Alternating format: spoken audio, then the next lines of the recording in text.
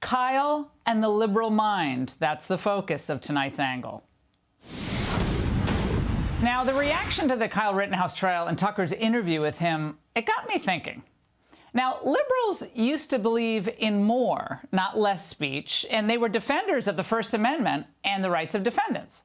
Now, they were suspicious of overzealous prosecutors, and they were wary of elites who pretended to care about the downtrodden, but really didn't. They believed in a colorblind society, all good stuff.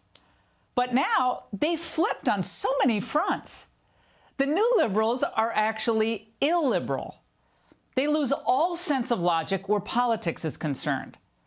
They're among the most close-minded, intolerant people you'll ever encounter. They disinvite conservative relatives from weddings and bar mitzvahs. Heck, if you voted for Trump, they nixed you from the holiday party list long ago. Now, in our schools, they refuse to teach the great works of Western civilization. All racist, of course. They reject American history because it's filled with white privilege, don't you know? And for them, our nation should forever be defined by two things: slavery and oppression. And they just refuse to think about anything that disrupts this rigid worldview. Like, for instance, why did President Eisenhower have a portrait of Robert E. Lee in the Oval Office? And why in human biology are there only two sexes? And what if Jacob Blake, Michael Brown, and George Floyd hadn't resisted their arrests? And if Rittenhouse didn't deserve the right to self-defense, who does? But they instead stay inside their own cocoon. No tough questions, no hypotheticals, no independent thought, certainly no critical thinking, just ranting. To make a hero of Rittenhouse is appalling and disgraceful. White folks, you will not be spared because the victims of Kyle Rittenhouse were white. The Kyle Rittenhouse verdict, an acquittal being cheered by the far right, even as it strikes fear in the hearts of communities of color. All of this was unfair and untrue. He's not only not a racist, the only thing that Kyle Rittenhouse seems biased against are riots. I'm not a racist person. I support the BLM movement. I support peacefully demonstrating. And I believe there needs to be change. I believe there's a lot of prosecutorial misconduct, not just in my case, but in other cases.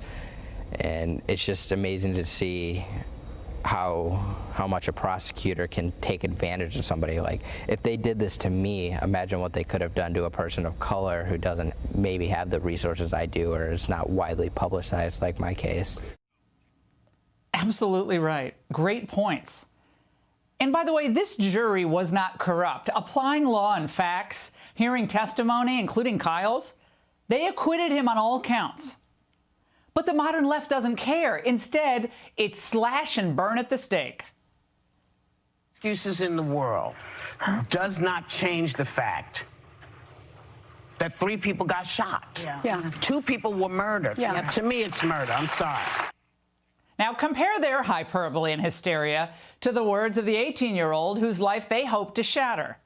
His words to Joe Biden, who suggested, by the way, he was a white supremacist, here they are. Mr. President, if I could say one thing to you, I would urge you to go back and watch the trial and understand the facts before you make a statement. It's actual malice, defaming my character for him to say something like that. It's actually quite hysterical how nobody can go back and look at the facts of the case and the lies that they can just get away with spreading. Although I wouldn't have wanted my own son, my own teenage son, to rush into a riot like Kyle did, armed or not, most moms wouldn't, Rittenhouse really impressed me in this interview with Tucker. He was more poised and more knowledgeable about the Constitution than any member of the squad, and certainly more sincere than, let's say, our current Speaker of the House. The right thing to do would be to turn myself in. I didn't do anything wrong. It's obvious self-defense. This wasn't a political case. It shouldn't have been a political case. It was made a political case. This had nothing to do with race. And the ways people are twisting this is just sickening. He's right, of course. This was never about politics, but the left desperately needed it to be.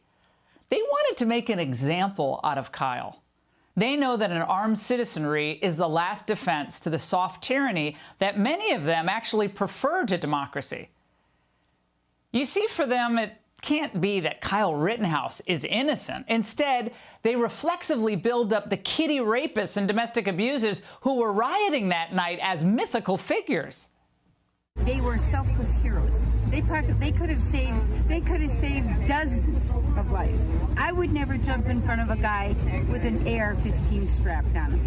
And so they were heroes. And I'm sick and tired of everybody making like they were, like they deserved to die. They were unbelievably brave, courageous individuals. Now, what happened to thinking for ourselves? Or are we so trapped in our own bubbles that we lose sight of thinking independently? There's a world beyond Twitter and Instagram and constant protests. At some point, we all need to grow up. We already have too many infantilized adults who are afraid of asking questions or, frankly, afraid of recognizing the truths that are right in front of them. Now, contrary to what the regime media would have you believe, conservatives are actually today's rebels, especially on college campuses. Conservatives still question authority when appropriate. Like when Dr. Fauci tries to tell us that, they try to tell us which relatives are safe to see this Thanksgiving. We don't blindly follow the pronouncements of celebrities like Colin Kaepernick. We don't assume the worst in people because of their skin color, like so many on the left did with Kyle Rittenhouse.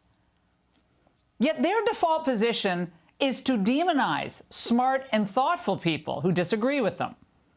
They hate Aaron Rodgers because he thinks for himself, and a woman like Winsome Sears, who they think isn't really black because she doesn't worship big government. And by the way, this intellectual decay didn't happen overnight. It occurred over decades, with liberals subverting the institutions that traditionally nurtured both critical thinking skills and a love of country, turning them all into kind of cheap propaganda outlets. They produce graduates who've never been tested. Frankly, they've never even been held accountable. So, of course, they wither under real questioning. In June, you suggested that defenders of the filibuster are motivated, at least in part, by racism.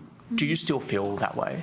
I mean, it's just what I'd look at history. Use of the filibuster seems to be triggered in points like this, where it is about uplifting black folks in our country and protecting them. That makes no sense. Certainly not in recent history. Of course, we also have big city mayors who play the victim while their policies victimize the most disadvantaged. There is violence and there is destruction. What's your message to the people on the streets tonight? My message is you've been heard. Thank you for calling out the administration for what it's doing. It's unconstitutional. It's an affront to democracy. Or even worse, a vice president with a law degree who's so in over her head that she makes Joe Biden look capable. What else are you going to do to fix this problem with inflation? Well, let's start with this. Prices have gone up, is on a daily level, something that is a heavy weight to carry. So it is something that we take very seriously. Oh my gosh, she's just an embarrassment to liberals everywhere. I mean, this is the best your movement can produce? Time to rethink your plan, people. America thrives when we reward those of all colors and backgrounds who are hardworking, capable, and independent, instead of rewarding those who spend their waking hours waiting for the world to come to them, to their rescue, and all the while complaining about how unfair the world is, how unfair life is. And we also need dedicated public servants who understand that if they refuse to protect the public's safety, the public will have to protect themselves.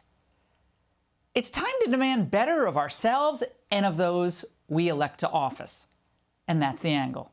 Hey, Sean Hannity here. Hey, click here to subscribe to Fox News YouTube page and catch our hottest interviews and most compelling analysis. You will not get it anywhere else.